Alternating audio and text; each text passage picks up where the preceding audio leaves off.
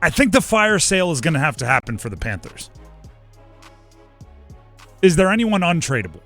That's where I think you start. Internally, you get your scouts, you get your coaches, you get everybody in, and your executives into the team room, you shut the door, and you say, is there anyone untradeable? And you work back from there. Have it like an AP poll we were talking about. Everybody rank your top 10 most untradeable players, and we'll give them a score. Another way to put it is this. Reportedly, the Lions called the Lions' Aiden Hutchinson gross broken leg. Was having an unbelievable season, edge rusher for the Lions. Don't Google it if you're squeamish. Broke his leg. Apparently, they called the Raiders about Max Crosby, another super stud edge rusher on a team who's selling. Obviously, they traded Devontae Adams earlier today. And reportedly, the Raiders answered him, nope, click. Exactly. Do the Panthers have anyone that they would treat the way the Raiders treated Max Crosby in that situation? I've put together my list. Dennis, jump in if you think I missed anybody. I think Derrick Brown is a no-go. Yep, that's a lock. Because of the long-term contract, because of how well he's played, because of you choosing to keep him last offseason, and because you'd be selling low due to the injury right now, so you won't get full value. I'm putting Robert Hunt and Damian Lewis. I'm with you on that. They're on a 4-year and a 5-year contract, stud guards, interior offensive linemen. And the reason why I'm putting that there is whoever you bring in as your quarterback next year is going to need to be protected. And I think those two guys have shown what they can do towards building a pocket for someone to throw in this year. Next, I would have what I call the rookies. Trevin Wallace, Xavier Legette, Jonathan Brooks, Jadeveon Sanders. Those four, for me, aren't going anywhere. Okay. Yep, there you go. That's what I have. Those are the ones, and everyone else goes for the right price. You don't sell cheap necessarily, right? Because there's levels of how much you want to sell somebody.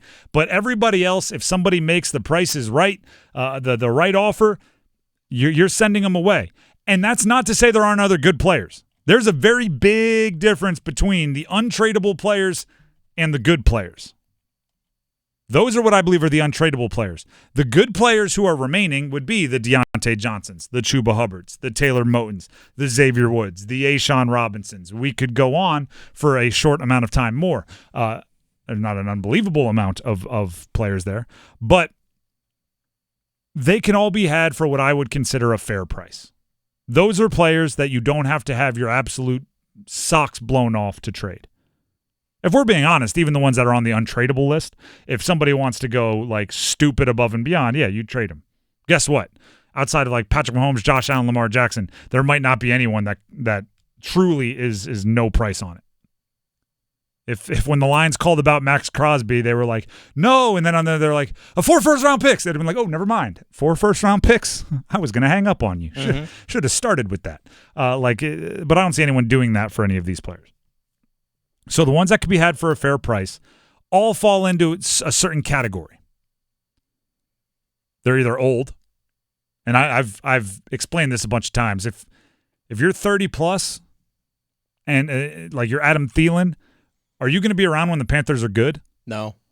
So it's I think this is better for everyone. You go somewhere that can be good right now. We get something back that'll hopefully turn into somebody that can help us contribute when we are good, when we're ready to contend. So they're either old, they're on an expiring contract, which would be Diontae Johnson and Chuba Hubbard. If you're on an expiring contract and you don't have a very, very, very good idea that player wants to stay with you on a fair market deal this offseason, you trade them to get something for them while you can, or else you're going to watch them walk this offseason for nothing. You might get a compensatory pick maybe 2 drafts from now. And they need help now, so waiting that long doesn't help you much. Expiring contracts, they are what they are. The player has the leverage. They can leave if they want this offseason, unless you're going to franchise tag them, and that opens up a whole other can of worms. I don't think the Panthers are in a situation to do that. And then there's other more specific categories. Hand-picked players for a coach that might not be around. Right? If Ejiro Evero, the defensive coordinator, isn't here next year, suddenly all of the players that are handpicked to play in Evero's system don't make sense anymore. A'Shawn Robinson, Josie Jewell, Jordan Fuller, Nick Scott. Right? There's some guys there that just don't make sense in every defense. So if Evero's going to move on, unless you're bringing in someone that runs the same system, that has the same positions, has the same roles, you can move them now and get something for them. There's trades are not the end of the world, and oftentimes they are a necessity towards building, or I should say rebuilding, faster. And it's why being a GM is ruthless. It's why GM shouldn't become friends with players. Again, it's one of my favorite movies, Moneyball, where Brad Pitt is teaching Jonah Hill how to cut a player or how to tell a player he's traded. Mm-hmm. And he's going, well, you're trading me. My kids just started school. Jonah Hill starts going into like, well, I wouldn't move them in during the school year. I'd, maybe you go ahead and leave them and they follow you in the summertime. And Brad Pitt's like, what are you doing, dude? Hey, we're trading you. Here's a phone number. Call them. They'll help you with your travel. Get the heck out of there. Like that's what GMs have to do. You have to look at these players and say, yeah, Diontae Johnson showed up. There was a role that we needed. He's been playing it very well. He's been working hard. He's battled through some little nagging injuries. There's nothing that he has done that we didn't like. And oh, by the way, you're going to Green Bay. Have fun in Wisconsin. There you go. Here's some travel. Here's a couple good cheese spots. See ya. Amari Cooper just got traded today. Devontae Adams just got traded today. Wide receivers are seen by some of the teams in the NFL as the missing piece that can unlock something bigger and better. Diontae Johnson and Adam Thielen happen to fit that bill. Why did Amari Cooper go to the Bills? This is like a philosophical question, right? He went to the Bills because I believe, because they struck out on Devontae Adams. I think the Bills wanted Devontae Adams. Obviously, Devontae Adams wanted the Jets. They made it work. He goes to the Jets. Within half a day, Amari Cooper is a Bill. That's a quick pivot by the Bills. So guess what? Somebody out there missed out on Amari Cooper, and they're looking to pivot. And you can offer them up a cheap Diontae Johnson for the rest of the season. You can, and by the way, there's less options out there. You can offer them up, hey, maybe one day Adam Thielen will be healthy. There's value in everything in the NFL. And the Panthers, as I have said time and time and time again, are a team that cannot pass up any opportunity to get even the smallest bit better. They have to find a way to get their roster better on a Tuesday, find a way to get their roster better on a Wednesday. I want them bringing in young guys for workouts constantly, not because they actually need to sign one of them, but because they're looking for that diamond in the rough. And like Chuba Hubbard's your offense. If you want to play well, the strategy is give Chuba Hubbard the ball a bunch. If I'm Chuba Hubbard, I want the Panthers to lead me to a 1,400-yard season. 1,400 yards, 10 touchdowns, another 2 through the air. I want to be a Pro Bowler. And then I want to hit the open market and go to the person that pays me the most money, the team that pays me the most money. And I don't see the Panthers being the leading bidder when you just use the second-round pick on another running back. And you don't see yourself as a running back away. So, yeah, you could keep riding Chuba Hubbard to be more competitive in games, but he's going to ride that momentum as well, do a fat contract with someone else. Real quick, name I didn't hear, Ike Ekwonu. I don't know if there would be a ton of calls for him, but for the right price, gone. I'm not going to let – He's not worth keeping? I'm not going to let 6 games change.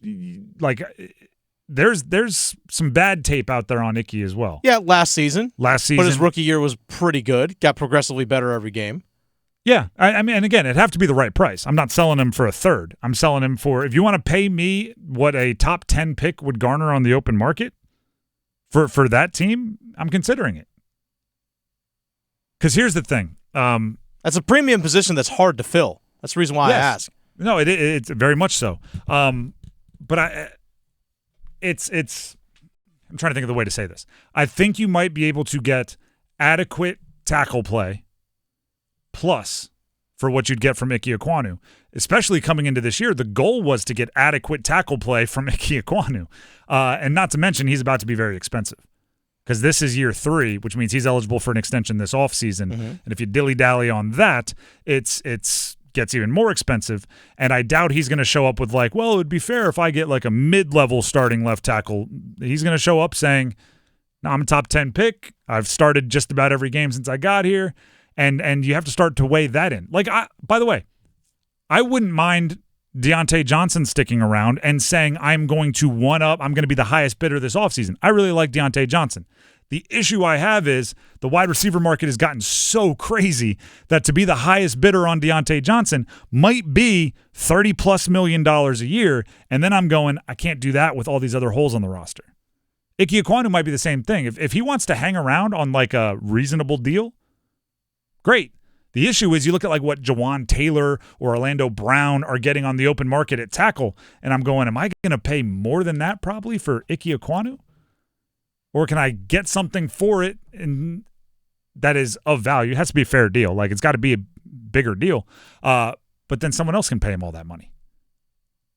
And by the way, every trade that you trade a player for picks or you trade a player for picks and prospects, like younger guys, that's a flex from Dan Morgan. That's Dan Morgan saying, I'm going to hit on these picks, right? That's Dan Morgan saying, I know what I'm doing. I know how to evaluate. So maybe I'm a little too confident myself as a GM going like, I'll just draft another tackle, baby.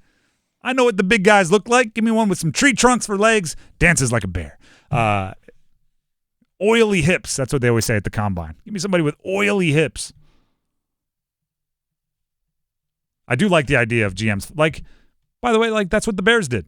The Bears in the Bryce Young deal, if they would have struck out on all those picks, we wouldn't be looking at it the same way. But they drafted a starting tackle, a starting corner. Obviously, Caleb Williams, that one was, they stumbled into that. Traded back and still got Keenan Allen with a 4th. Like, if Dan Morgan wants to get a bunch of draft capital and flex on him, I'm fine with that.